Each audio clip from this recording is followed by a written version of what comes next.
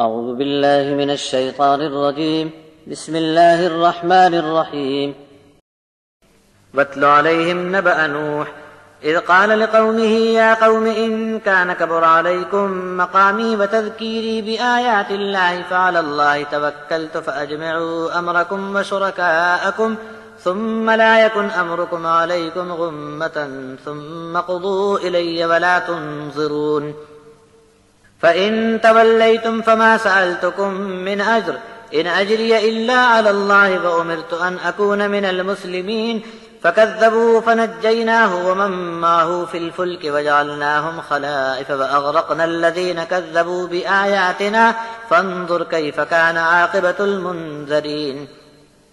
ثم بعثنا من بعده رسلا إلى قومهم فجاءوهم بالبينات فما كانوا ليؤمنوا بما كذبوا به من قبل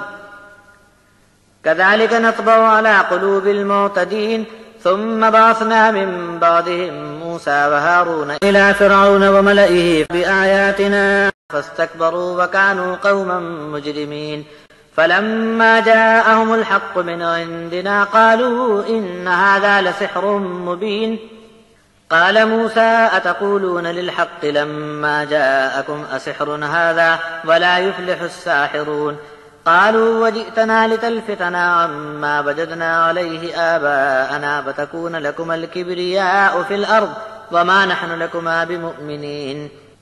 وقال فرعون ائتوني بكل ساحر عليم فلما جاء السحرة قال لهم موسى ألقوا ما أنتم ملقون فلما ألقوا قال موسى ما جئتم به السحر إن الله سيبطله إن الله لا يصلح عمل المفسدين ويحق الله الحق بكلماته ولو كره المجرمون ان کو نوح کا قصہ سنا دو جب نوح نے اپنی قوم سے فرمایا کہ اے میری قوم کے لوگو اگر تمہارے درمیان میں میرا رہنا بسنا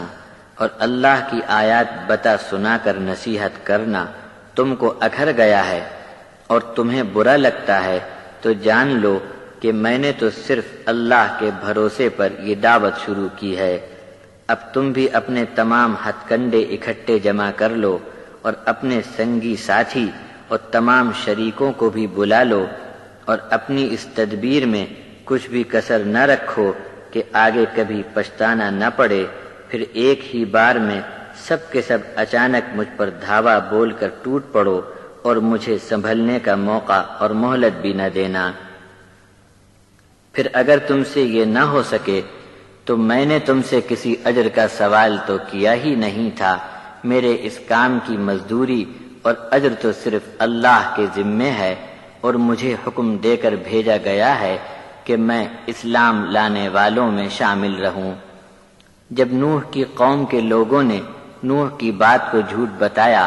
تب ہم نے نوح کو اور ان کے ساتھ والوں کو کشتی میں سوار کر کے نجات دی اور ہم نے انہیں آبادی کا جانشین بنا دیا، اور جنہوں نے ہماری نشانیوں کو جھٹلایا ان کو پانی میں ڈبو ڈبو کر مار ڈالا۔ ذرا غور کرو کہ ان لوگوں کا بد انجام کیا بنا جن کو اس انجام کی خبر پہلے سے دی جا چکی تھی۔ پھر حضرت نوح کے بعد آنے والی قوموں کے پاس بھی ہم برابر رسول بھیجتے رہے اور یہ رسول ان کے پاس کھلی کھلی نشانیاں لے کر آئے، بس قوم کے لوگوں نے جس بات کو پہلے جھٹلا دیا بعد میں اسے کبھی مان کر نہیں دیا۔ اسی طرح ہم نے بھی حد سے گزر جانے والوں کے دل پر مہر لگا دی۔ پھر ان کے بعد فرعون اور اس کے چودھریوں کی باری آئی تو ہم نے ان کی ہدایت کے لیے موسیٰ اور ہارون کو اپنی نشانیاں دے کر سامنے کھڑا کر دیا، تب بھی یہ لوگ گھمنڈ میں آ گئے اور قومی لحاظ سے مجرم ثابت ہوئے۔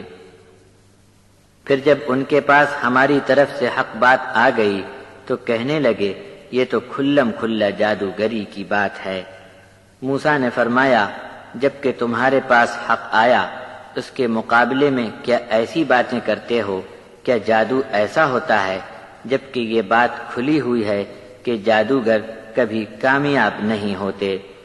جواب میں فرعونی بولے کیا تم ہم کو بچکانے بہکانے آئے ہو کہ ہمارے باپ دادوں کو جس راستے پر ہم نے پایا ہے اسے چھوڑ چھاڑ دیں اور ملک میں تم دونوں کی سرداری قائم ہو جائے، ہم تو اب تم کو مان کر نہیں دیں گے۔ فرعون بل کھا کر بولا کہ میرے حضور ہر ایک ماہر جادوگر کو لا حاضر کرو۔ پھر جب جادوگر لائے گئے تو موسیٰ نے ان سے کہا کہ ڈالو جو کچھ تم کو ڈالنا ہو۔ پھر جب جادوگروں نے اپنا جادو ڈالا تو موسیٰ نے فرمایا کہ یہ ہے جادو جو تم لائے ہو، بے شک اللہ اس کو بگاڑ کر باطل کر ڈالے گا اور ملیا میٹ کر ڈالے گا۔ یقینی بات ہے کہ اللہ تعالی فسادیوں کے کام کو اصلاح کے مقابلے میں چلنے نہیں دیتا، اور اللہ اپنے فرمان سے سچ کو سچ کر دکھاتا ہے، چاہے مجرم لوگ کتنا ہی برا مانیں۔